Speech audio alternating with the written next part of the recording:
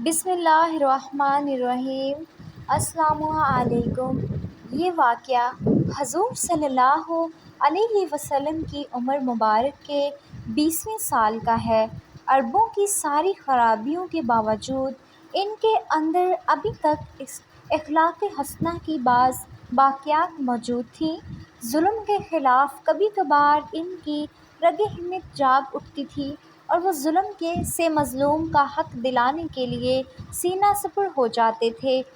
قبیلہ بنو زبید کا ایک شخص کچھ مال تجارت لے کر مکہ آیا۔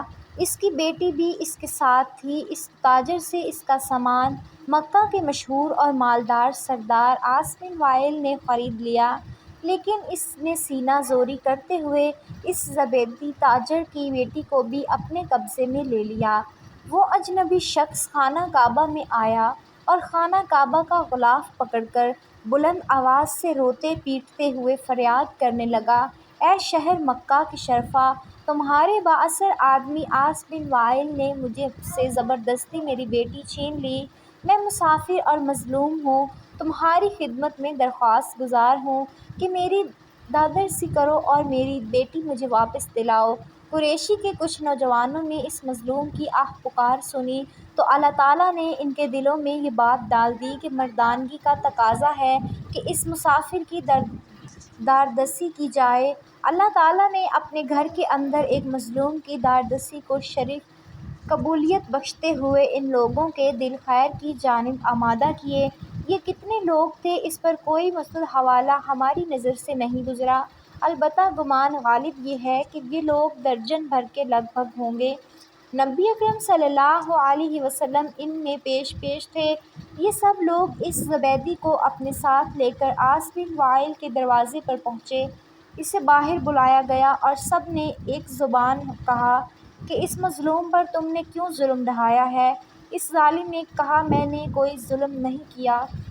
وہ لڑکی کنیز ہے۔ جب مال کا سودا کیا تھا تو یہ لڑکی بھی میں نے اس شخص سے خرید لی تھی۔ عاص بن وائل کا جواب سن کر دفق کے لوگوں نے زبیدی سے وضاحت مانگی تو اس نے کہا، خانہ کعبہ کی عظمت و تقدس کی قسم میں نے اپنی لڑکی بیچی نہیں ہے اور نہ ہی وہ کنیز ہے، وہ میری بیٹی ہے اور اس شخص نے اپنی قوت کے بل بوتے پر زبردستی اسے اغوا کر کے اپنے گھر میں ڈال لیا ہے۔ اس پر دفق کے لوگوں نے سختی کے ساتھ عاص بن وائل سے بات کی تو اس بدبخت نے اپنے جرم کا اعتراف کر لیا اور زبیدی کی لڑکی اسے واپس دینا پڑی۔ لڑکی واپس کرنے کے وقت بدبخت عاص نے ارکان دفق سے کہا کہ میں کل صبح لڑکی واپس کروں گا، ایک رات مجھے اس کے ساتھ گزار لینے دو۔ دفق کے وفد کے تمام غیرت مند ارکان نے اسے سختی کے ساتھ اس ارادۂ بد پر شرم دلائی اور کہا کہ یہ ہرگز ممکن نہیں۔ چنانچہ اسے اپنے شیطانی ارادے پر عمل کرنے کا موقع نہ ملا۔ زبیدی کی بیٹی اسے واپس دلا دی گئی۔ اب اس نے اپنی بیٹی کو ساتھ لیا اور اپنے علاقے کی طرف روانہ ہو گیا۔ جاتے ہوئے وہ اور اس کی بیٹی ان تمام نوجوانوں کو دعائیں دے رہے تھے جنہوں نے ان کی داردسی کی۔ مظلوم کی بددعا بھی عرش تک بلا روک ٹوک پہنچتی ہے اور اس کی دعا بھی۔ وہ قریشی نوجوان خوش نصیب تھے جنہوں نے مظلوم سے دعا لی۔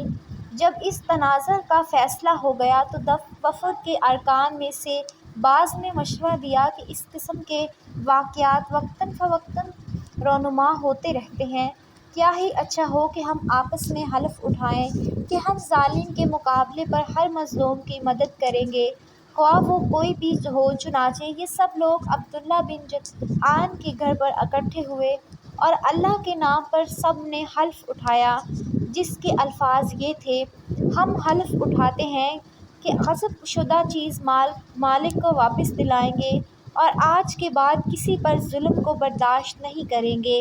ہر مظلوم کی داردسی ہوگی اور ظالم کو اس کے ظلم کی سزا دی جائے گی۔ آپ سب سے گزارش ہے اسلام سیکر چینل کو ضرور سبسکرائب کریں۔